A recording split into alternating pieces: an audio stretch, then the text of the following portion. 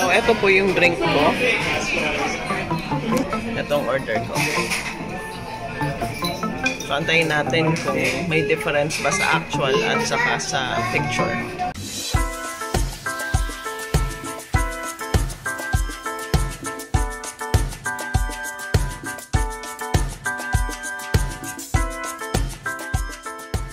Okay, please say stop. More. More. Okay, more. Stop. Okay, Thank you. And this more. Okay, please again. Okay. More. More. More. Stop. Okay, oh, stop. Okay, thanks so much. Thank you. Thank you so much.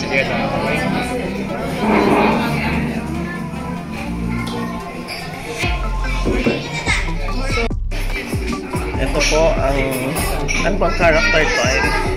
Kirby. Ito na si ito po si Kirby na drink, hot chocolate drink.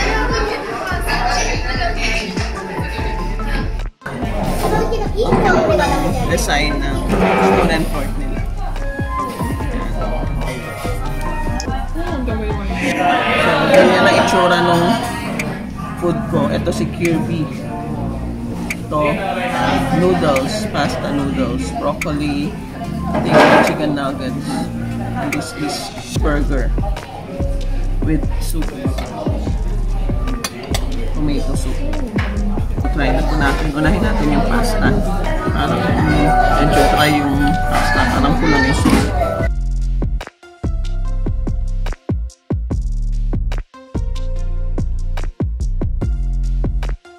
Al dente yung noodles, creamy naman yung sauce. Kahit na parang feeling ko may kilansa.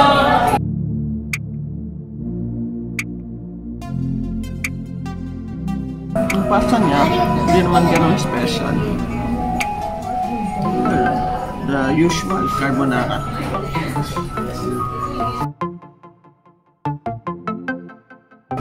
Ito potato siya.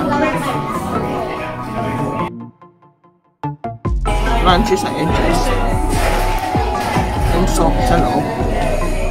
Savory rin siya.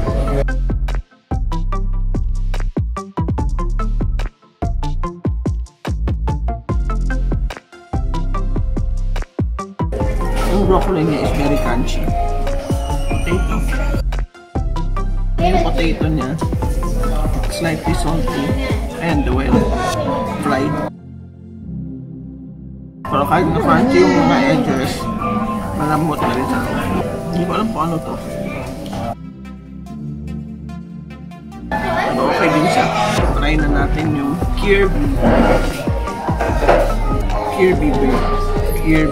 burger. Meron siyang tomato, cheese, and lettuce sa ilalim, plus yung burger patty.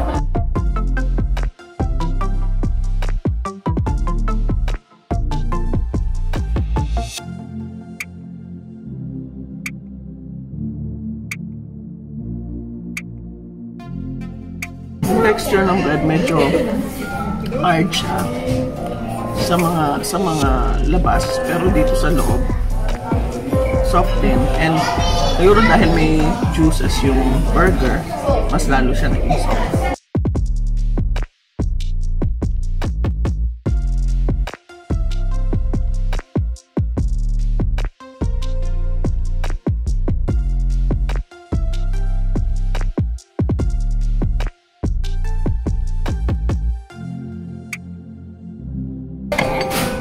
Try natin yung soup.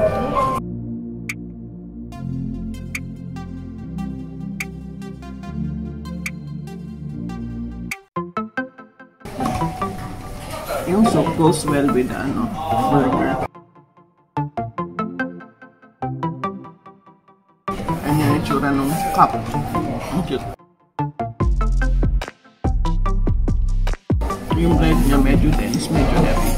Yung burger meat naman, savory din siya pero hindi ganun ka-flavorful. Sakto lang. Try naman natin yung aking drink.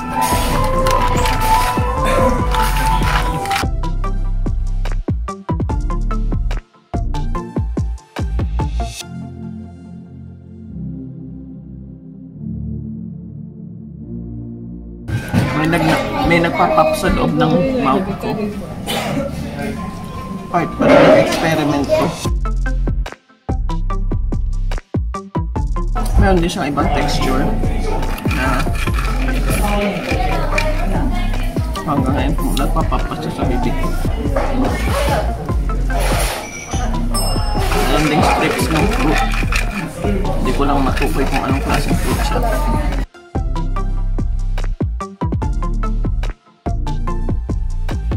Meron siyang parang jelly sa loob. Jelly, very soft. Meron ding texture na slightly hard dahil yung fruit. Tapos yung water. So, iba-ibang texture.